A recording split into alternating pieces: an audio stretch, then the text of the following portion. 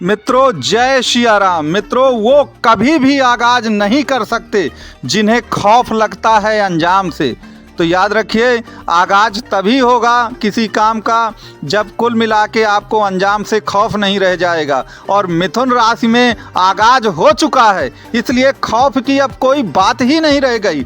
तो वह आगाज कैसे हुआ है, किस प्रकार से हुआ है, उसके लिए आप ये पूरा वीडियो ज़रूर देखिए। और जब आगाज हो जाता है तो 2024 तो केवल आगाज आपने प्रारंभ किया है, और याद रखिए इसका अंजाम कई गुना बेहतर होगा। 2024 के बाद भी जो वर्ष आएंगे वो अंजाम के वर्ष होंगे, और वो 2024 से भी ज़्यादा आपको लाभ देकर जाएंगे। अब ये कैसे होगा, किस प्रकार से होगा, ये मैं एक एक करके बताता हूँ। तो आपको पहले ये समझाना ज़रूरी है कि आखिरकार 2023 में ये आगाज क्यों नहीं हुआ। तब भी तो हो सकता था। आप कह सकते हैं कि पंडित जी ये जो 2024 में ही क्यों हो रहा है।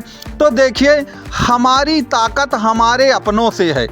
अगर कुल मिला के हमारे अपने लोग बहुत मजबूत हैं तो हम भी मजबूत हैं। तो यहाँ पर बात करेंगे मिथुन राशि के स्वामी बुध ग्रह की। तो बुध के कौन मित्र हैं? बुध के 3 ही मित्र हैं, एक शनि, राहु और शुक्र, जिसमें से शनि और राहु की पोजीशन सबसे ज़्यादा इम्पॉर्टेंट है। और आपको तो मालूम है कि पहले 2023 में शनि की ढैया रही, फिर 2023 में शनि कभी बकरी हुए कभी मार्गी हुए, जिसके कारण से शनि कमज़ोर स्थिति में पड़े रहे। तीसरा कारण इसका ये भी रहा कि शनि अपनी कुल मिलाकर बाल्यकाल वाली बहुत कम डिग्री में रहे, तो उनमें ताकत नहीं रही, और वह वैसे भी बहुत सनही सनही चलते हैं। तो कहने का तात्पर्य है कि बकरी होना, शनि की ढैया होना, उनका बहुत कम डिग्री में चलना, इन सब के कारण कुल मिलाकर के शनि की पोजीशन बहुत खराब रही, जो कि बुध के मित्र थे। तो बुध के परम मित्र की स्थिति खराब है तो बुध की भी स्थिति खराब है। राशि स्वामी भी आपको कोई लाभ नहीं दे पाए। राहु भी उनके बहुत परम मित्र हैं, लेकिन राहु ज़्यादातर समय बृहस्पति के साथ गुजारे, और दोनों का स्वभाव बहुत अलग है। बृहस्पति और राहु का स्वभाव दोनों का ही बहुत अलग है। तो वो कुल मिलाकर के एक प्रकार से ऐसा योग बना, गुरचंडाल योग, जिसके कारण आपको कोई लाभ नहीं मिल पाया।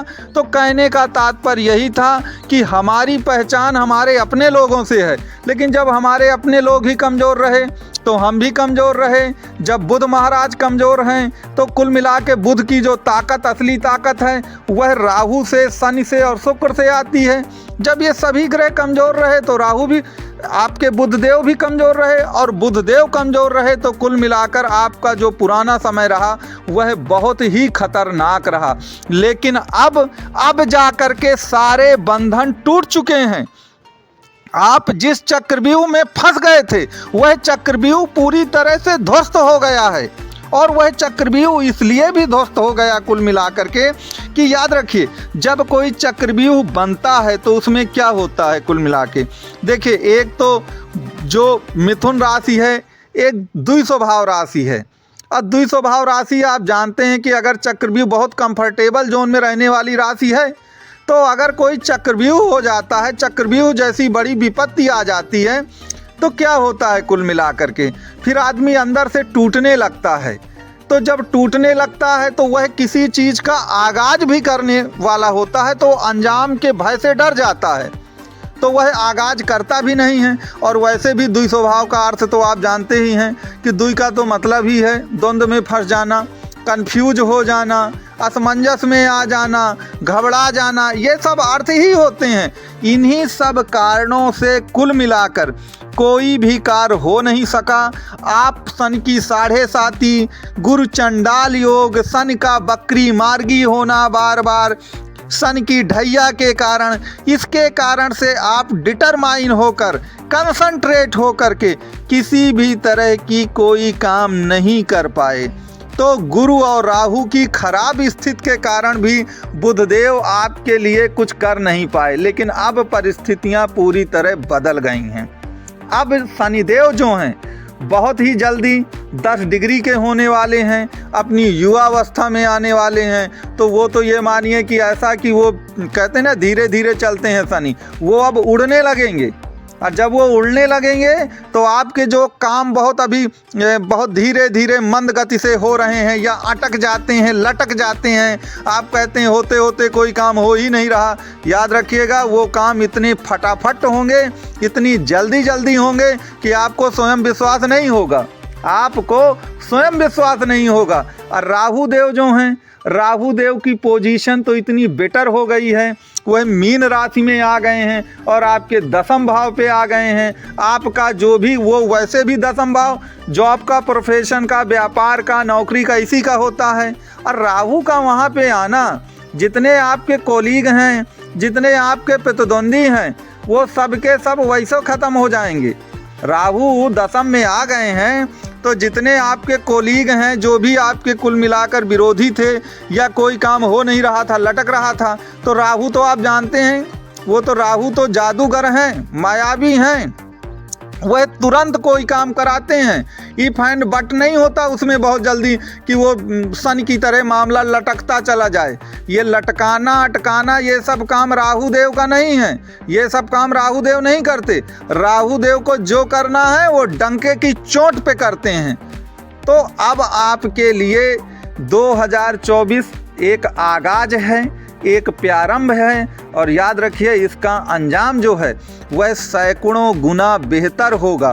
तो आगे का जीवन भी आपका, आप सिर्फ इसे 2024 के उससे बस मत सोचिए कि 2024 बस अच्छा हो जाए किसी तरह भगवान, फिर बाकी बाद में देखा जाएगा। अरे बाकी आपका जीवन थोड़ी ख़त्म हो जाएगा कि 2024 से ही सब कुछ होना है।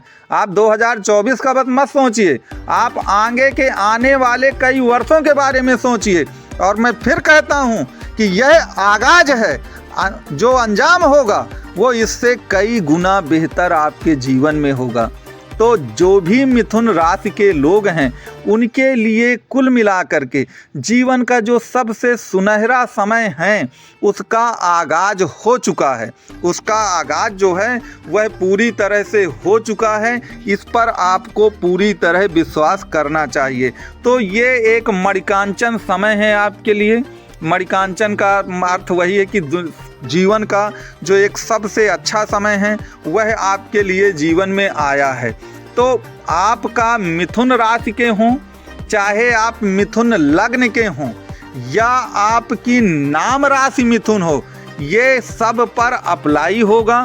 फिर भी आपको लगता है कि नहीं, अभी कुंडली के कई क्वेश्चन अनुत्तरित हैं, पूरी तरह से नहीं हुए हैं, तो मेरा ये नंबर दिया गया है, आप इसमें कॉल भी कर सकते हैं, व्हाट्सएप भी कर सकते हैं। लेकिन एक चीज़ याद रखिएगा कि शुल्क लागू रहेगा, इसलिए गंभीर लोग ही कुल मिला के कॉल करें।